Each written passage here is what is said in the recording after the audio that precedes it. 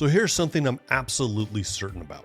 Every child in every family, everywhere in the world wants the same three things.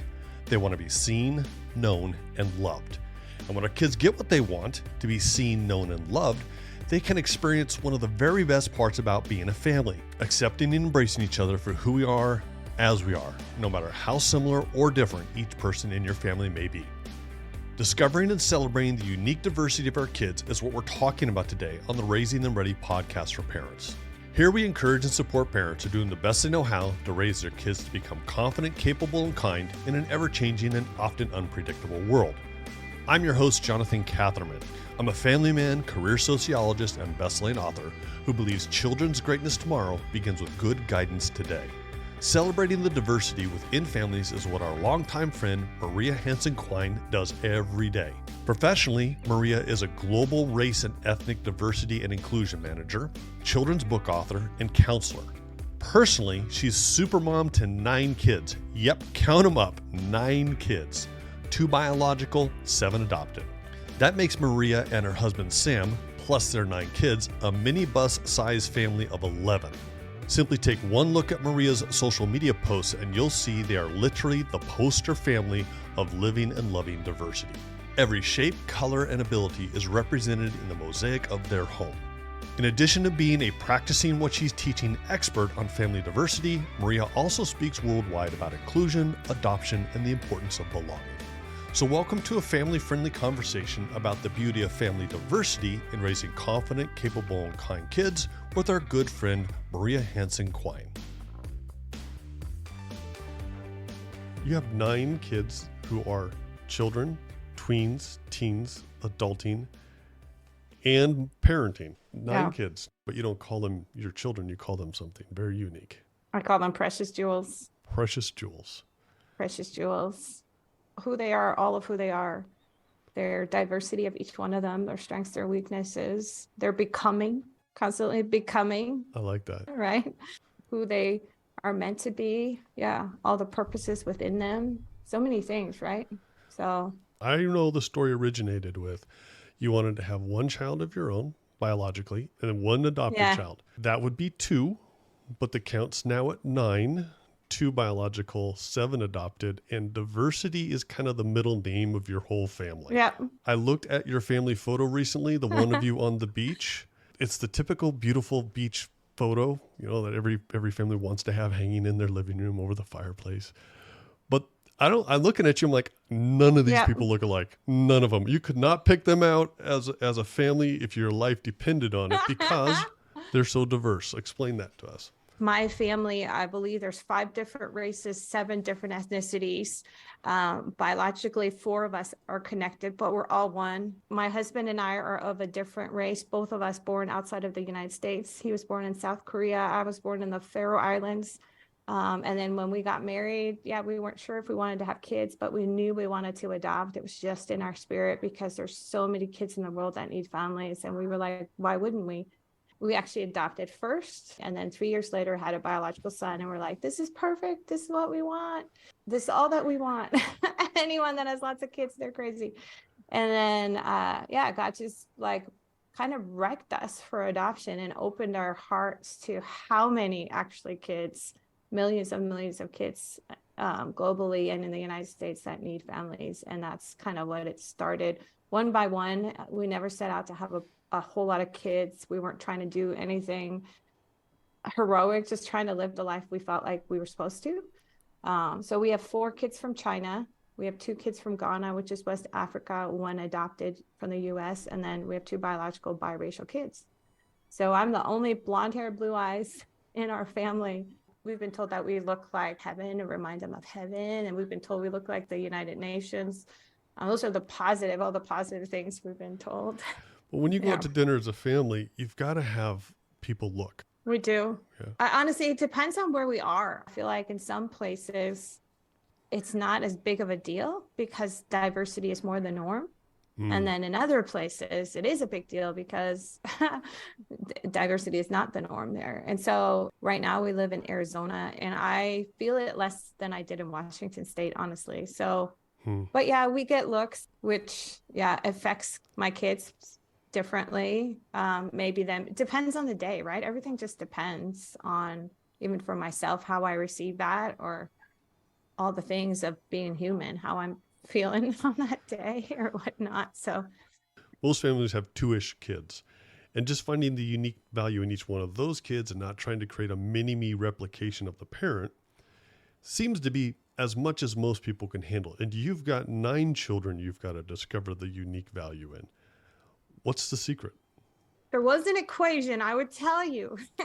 Here's the recipe. We want the You know what? It's such a the other thing is that my kids have varying special needs. So within my family, I have a few with ADHD, both types, inattentive and hyperactive, and then kids with sensory needs, a daughter with spina bifida, a daughter with a couple of daughters with hand difference, a son who's blind. So there's all these other things that are involved with my kids, right? With a part of who they are. Then 7 of them are adopted. So you think about that, about discovering who they are and the journey that they kind of embrace on. So there's so many different layers to that. But the first thing I would say for everybody is just to breathe, because there is no perfect equation and there is no perfect child, and we should not be straining for that for our kids. And so it's not like we do all these things and then at 16 our kids are, the perfect version or the best version of who they can be. It doesn't work like that. And so I think it's like twofold. It's like, take the job of parenting really serious and then don't take it so serious at the same time. It's like a tension, right? Right.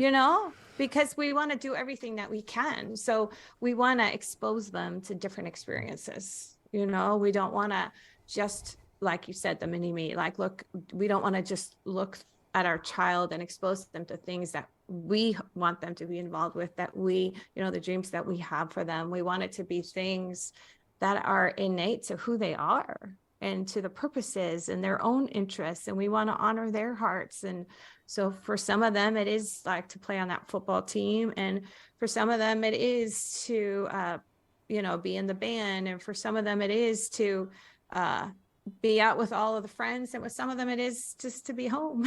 There's such diversity to who each person is. So in a lot of ways, it's each year at a time, each day at a time.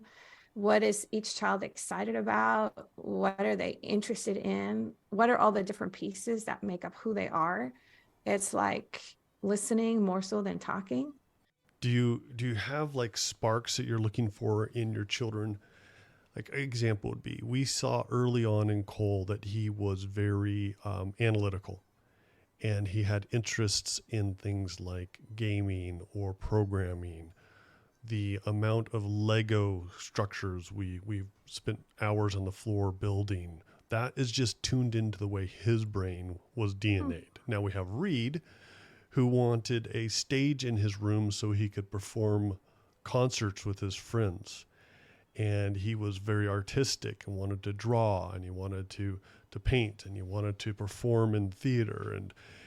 But we saw that at a very young age. And then as time went on, they were able to get into the STEM and science clubs or get into the theater and art courses.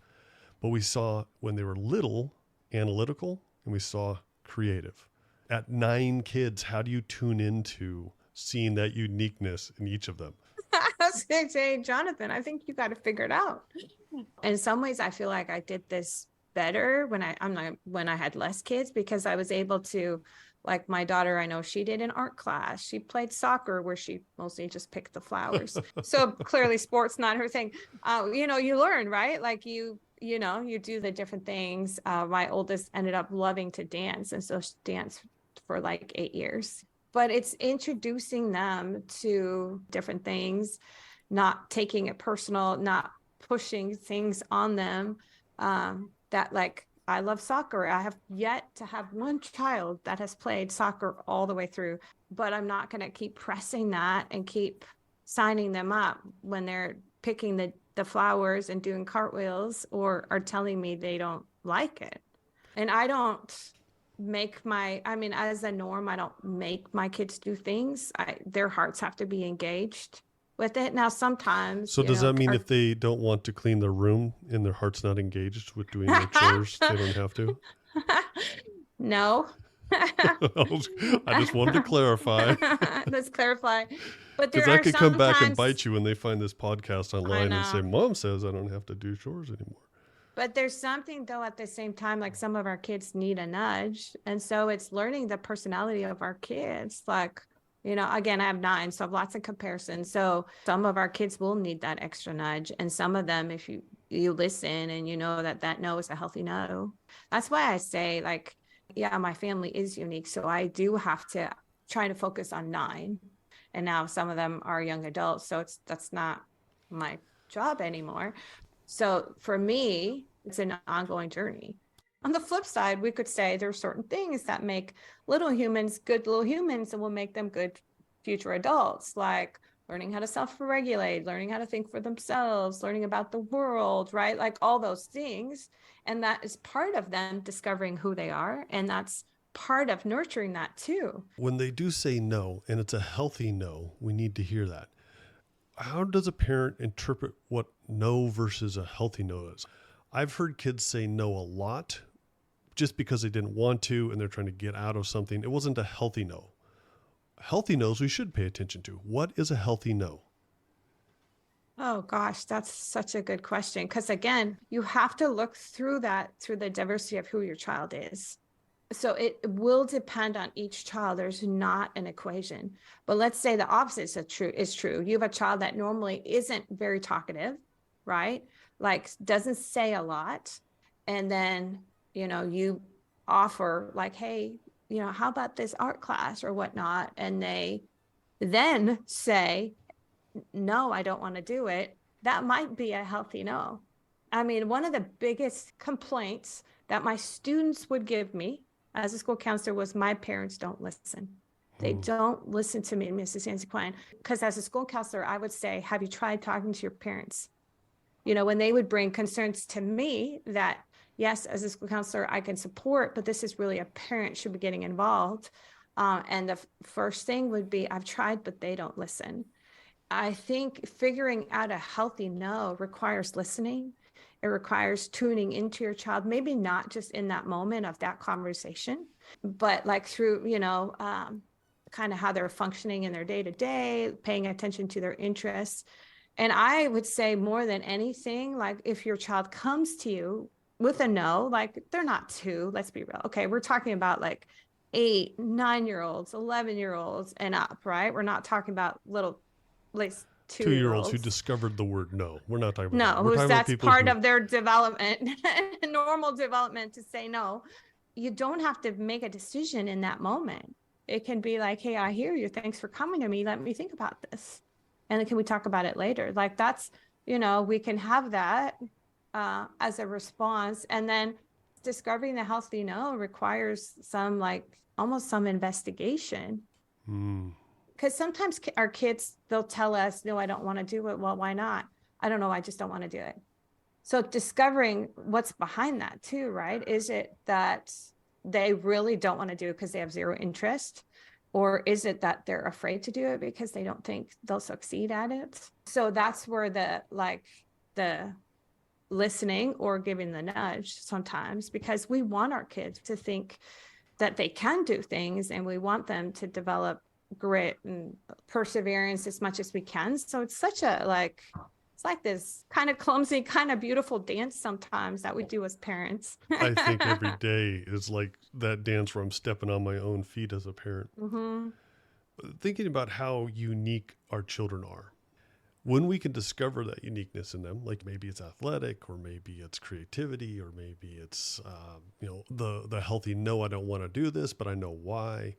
And then they discover something that they do like, which may become totally different than what mom and dad would ever be interested in. Like you said, none of your kids are into soccer. Yeah. Even though you love soccer. Right. How do we then communicate value to our children when we see them living in their uniqueness? How do we show them that this is really cool? We're proud of you, even if it's something we don't understand. Show up, be engaged, give us authentic, words of affirmation. again, if it goes back to like the precious jewel, if we remember like the inherent value in specialness and we approach them in that lens, then it's kind of easy to do, because you see the joy in their face over what it is that they're doing. It's just like, as a decent human, how could we not be excited about that? You know what? It's not just setting aside our own hopes and dreams and expectations for our kids, but it's also other people. Let's be real. Sometimes it's the grandparents or the aunts or the uncles or the cousins or the coaches or whoever that we're letting have a voice in the decisions that we're making for our kids. So sometimes it's like tuning that out and really just focusing on the child in front of us, this little human that's been entrusted to us, that we're responsible for, to nurture and support in these years. So how do we show up? We tell them we're proud of them, and when we're there, we're engaged, so that we can afterwards say, hey, I noticed that, and that was really great. We hold back the criticism.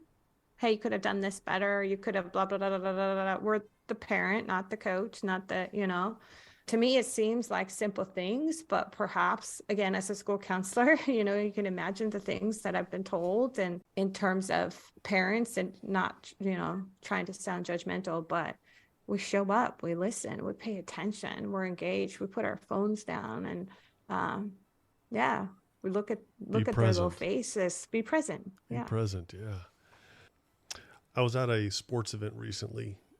Parent I was sitting next to said, I don't believe that other parent over there has ever seen their child compete. And I said, I'm thinking, what are you talking about? Because they're literally sitting in the stands. They said they come and they get on their phone and they're on social media or they're doing work. They're here. They're physically present in the building. But I think it's only because they're acting as the Uber driver. Mm-hmm. And it's too far to go back and forth. So they just come and they come in the door and they disengage. And I thought, that's pretty terrible. And then you watch the kids and they see when parents are paying attention or not. Yeah, for sure. Be it a sports event or a school event or even just playing outside, I think you're right. We need to be more engaged with our kids. There's a limited amount of time we have available with them. And I'm not saying kids rule the world. I don't believe that children should rule the home. I don't either. But there are times where we need to be fully engaged in their world, not the other way around. We forget about like the old school kind of values, like family dinners, like spending time just throwing around, if they like sports, a football in the back, just sitting together and reading a book together. I think sometimes that gets lost. And that's where I, talked about the busyness. And I think that's part of how we know what our kids are into, is we're spending time with them, where we are engaged and not distracted to who they are. And I get it. It's hard. I get there's, as adults, there's all different things that are going on in our lives, right? But that's a big part, is we have to be pouring into and investing, and we can't do that unless we're spending time. So well, with 9 children, that time gets divided up pretty quickly, I can imagine. Yeah. I mean, let's be real. Like, even when we have one child and we're going to, have a second, and we're like, how could we possibly love 2 kids? Like, and the heart grows. It's not like your heart, has to be divided into 9 pieces. It's not like dividing love. No, you're not dividing love. And certainly you're dividing time. But it's not, there's 2 of us. So that's the thing too, is that I would say in our family, both my husband and I are pretty engaged, hands-on parents. Yeah. We certainly don't do it perfectly, but we tend to, even ourselves, tend to not pick up our phone until like we put our phone down. So that time, it's amazing how much time you actually have if you're, okay, it's going to sound what it sounds like, but not watching TV, not on your phone, not gaming. Because really, like, if you think about this, the everyday, and that's part of our family values. And so we actually have a lot of time every day to invest into our kids. And sometimes it's the 5 minutes that's way more meaningful than the 30. So and again, the diversity of who each one of our kids is and what they need and what pours into them. But I'm going to ask one of those questions I'm certain every parent is thinking right now. They have 9 children, 2 adults. That's 11 people. That's a lot of laundry and dishes. How do you get all the laundry and dishes done and not just be overwhelmed with counter space just stacked up with dirty dishes, or a laundry room that's 2 feet deep and stinky clothes? You come up with a system, and for each family, that system will be different, and its value system. So, true story, and my personal value is clean counters and no dishes in the sink. Like, that's a value for me and my husband. Both of us, we're on the same page. So wait, okay, so that's a value. Again, I'm going to speak for the other parents. That would be my value too, but my kids just come in and put the dishes on the counter and walk away. How do you manage to have a clean counter? We do have daily chores. And so every child has a chore, and we've thought it through strategically. What's the most important thing to me? Dishes not in the sink, right? So one of the chores is to scrub the dishes and put them in the dishwasher. And so, yes, that's enough of a chore for that one human, right? And then another child's chore is to wipe the table and the counters. So you kind of have to think a little bit strategically. So you divide and conquer. One kid's loading the dishwasher while the other one's wiping down the counters. Different philosophy on chores. For me personally, I feel like one chore, and then, there might be things on Saturday sometimes that we all kind of pull together and do. And then the laundry question, Jonathan, my husband does the laundry, so that's how I solve the laundry. I love it. Sam, you are the man.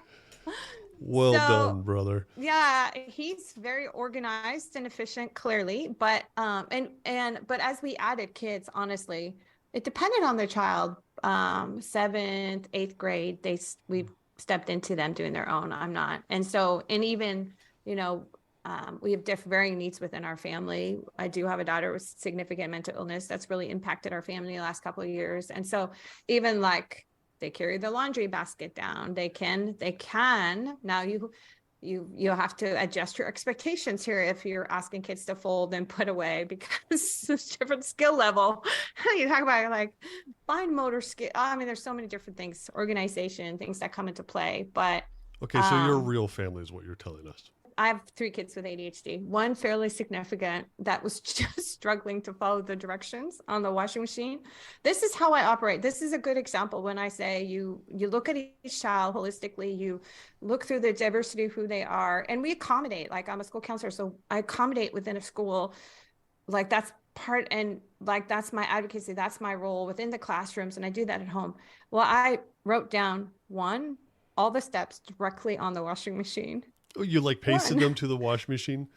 No, I wrote it with a Sharpie, like with a permanent marker. You wrote on your washing machine with a Sharpie pin. Step 1, open door. Step 2, pretty much. drop in dirty clothes. I'm serious, because it's such a balance too. I mean, I alluded like the mental illness, kids with mental health, trauma history. So there's not one method for each child, right? But I'm constantly looking at, like, she's got to be able to do her own laundry. She can't be like, Dad doesn't ask me for laundry, because they learn, Dad, can you come help me? Like, we want them to become independent. Like, as much as I'm like one of those, I really am, I have to work against being like the mother hen that has all of her they wouldn't even be ducklings, because now I mix 2 birds, but you get the idea, like all around, the mother hen with her chicks. Yes, with her chicks. But we want them to become independent. And so again, for me, it's really so different per child. But yeah, that's what I did. I wrote, and honestly, she appreciated it. And she was a teenager by then, so it wasn't like she wanted to be able to do that on her own and not be counting on us to do it, but just her brain struggled to organize it. So think about the 4 parenting styles. And when you have high expectations of your children, but you are able to respond to their unique needs, That makes you an authoritative parent, which is the highest level of parenting, most effective, the most loving, the most unique to the demands of each one of us in the family. If we were authoritarian, we would just tell them, do your laundry. If you have a problem figuring it out, Google it, but do your Right. laundry. Here, you took a Right. Sharpie pen and wrote on your Okay. washer machine because that you knew that's how your daughter will respond, what Yeah. she needed. Parents, you need to get over to our raisingthemready.com webpage and download the free parenting styles assessment. It'll really be helpful to you to see the 4 different parenting styles, what expectations and how responsive we are as parents to our kids. And then you'll also find out some areas that you can be affirmed in and some areas that you can improve in. We all, as parents, need to be able to improve because we need to be able to meet our kids where they are, but also not tout to them just because, we're helicoptering and bowing to their needs. So, yeah, get over and check out that parenting styles assessment. Because then again, in a house of 9 kids, 2 adults, 11 people, there's 11 different personalities there. That's a lot of lifting. That's a lot of love. That's a lot of everything. So kindness is a standard, right? And people wonder, how do you do it? Well, the standard is kindness. You don't have to agree with somebody. You don't have to like what they're doing, but you do have to be kind. And that's not perfect. I think I have at least 3 signs that say be kind in my kitchen. So everywhere you look, you're reminded, oh yeah, be kind, be kind. So I don't have to say it because, they do get tired of sometimes the repeat. But that is a standard in my house. That's like a non-negotiable. I'm going to be on their team and care about them no matter what. Whether I agree or disagree with what they're doing, it doesn't mean that I won't speak truth. I still think that they're precious and I'm proud of them. And so for me, when I've taught about diversity, like in a classroom, or teach about it at an adoption or foster care conference, like diversity is the collective pieces of who we all are. Pieces. So in each one of us, there's pieces, puzzle pieces. It's not one piece, it's all the different pieces that we are. And then it's all of our collective pieces, right? And that's an important piece though, too, to raising our kids to be kids that are confident and care about other people and are kind, is to teach them, that there's lots of pieces to who they are. And there's lots of pieces to who other people are. And there's not a certain way to be. It's not like, I would say, like, who decided, like, what is, I hate this word, but I'm going to use it. Who decided what's normal? What even is that? All the research that's out there, all the things that are happening in the world, I get bothered that we even still kind of use that because there's a set or unset standard of what should be. I mean, even within families, who decided? When did we decide? I mean, and I know the history of it, but why are we still following that? Why are we still putting these? It's easier. Because what you're talking about is diversity. And for someone to accept diversity means I have to look past myself. And I'm barely accepting of myself anyway. And now I have to be accepting of others. That's hard work. I guess so. It requires personal work, right? And I think that's part of it as parents, is that's part of, part of our job. And so how do I do it with my kids? I teach them that there's a bunch of pieces that make up who they are. It's not just one thing. So if they're successful at something, awesome, but it's still not the main thing of who they are. And if they're not successful, if they fail at something, so what? Because there's so many pieces. So that makes them a mosaic. Beautiful. Okay, So let's talk about how diverse we actually are. So I've done the math and I wrote about it in the books Guiding the Next Great Generation and Becoming the Next Great Generation. And here is how unique we actually are as one of one creations. There is 8,324,608 possible combinations of your 23 chromosome pairs. That's a lot, right? That is a lot. Yeah, that's like, whoa, wild. But you really want to have your mind blown? Check this out. The calculation of variant forms of the human genes rounds out to approximately 70,368,744,177,664 total possible combinations. That means there are literally trillions more possible combinations of who you are, what makes you up you, than there has ever been the number of people who've lived on our planet. So I agree with you. Different isn't just good, it is actually how we are DNA'd. Right. And when we can see those differences and value them in the mosaic that we are, how wonderful. And I love that you call your children jewels, because when I hear the word jewels, I actually picture like this treasure chest. Mm-hmm. And when you lift the lid, it's not a uniform color and size. Mm-mm. It's a Mm-mm. brilliance of different colors and shapes. And how amazing that is. You call your children jewels. Yeah. And I wholeheartedly believe, like, there's not a part in me that does not believe the diversity, and I'm all different kinds of diversity of like, let's say, of a family, that actually makes that family stronger and better. The same as of a classroom, the same as of a community, the same as of a nation. We can keep going, but it actually makes the family better. Like all the, you described your boys and the different things that they're into. It actually makes your family better. The things that you and your wife, Erica, have learned from them because of how they are different from you has actually made you a better human, if we just break it down to that. And you've learned things that you didn't think you would ever learn, and now and you've pressed into and been in rooms that you never thought you would, because of the interest of your child and you honoring that and nurturing it, right? And so it's this beautiful opportunity that we call life, is to walk into the diversity of who each one of our kids is, because at the end of the day, it makes us better humans. And again, value. I would hope that's a value that we all want, is to keep growing and becoming better of who we are and who our kids are. What do you wish parents were interested in about diversity within their own children? What I would say to that is that I wish parents were interested in the diversity of the kids that are around their child. We so zone in on teaching them about the diversity of who they are, that we don't actually teach them about the world. And part of that is the kids that are just there beside them. That's actually, I would say, my heart. But as a school counselor, as a mom, kids in general don't know what to do when they're faced with kids that are different from them, or families that are different from them. So the one thing that I would say is to teach them that there isn't a standard.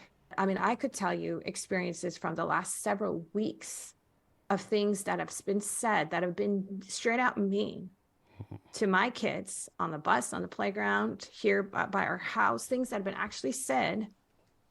And it's not the first time. It's just, I kind of, as a mom of kids with varying needs, I keep expecting the world to mature, become decent, become kind.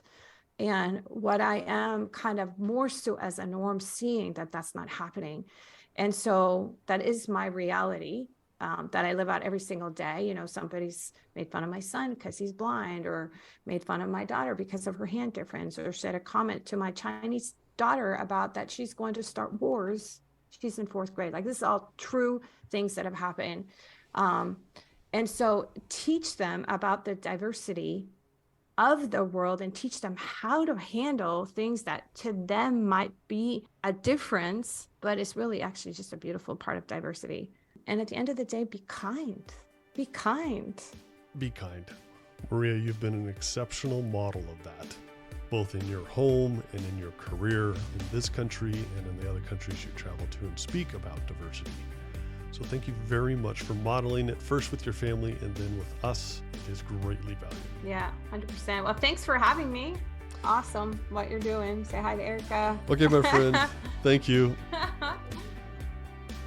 Thank you for joining Maria and myself in today's conversation about the beauty of family diversity.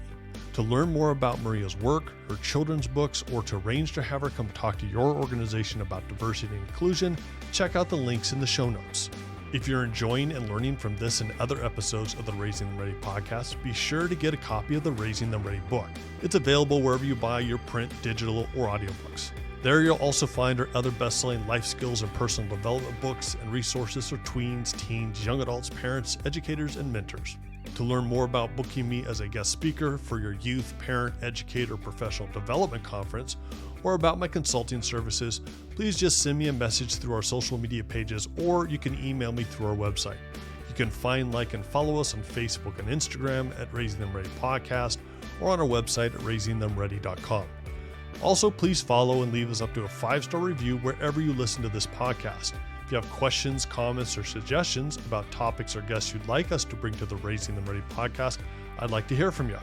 Contact me through our social media pages or website, again, on Facebook and Instagram at Raising Them Ready Podcast, and online at raisingthemready.com. Now, parents, go and enjoy raising your kids. Knowing your child's greatness tomorrow begins with your guidance today.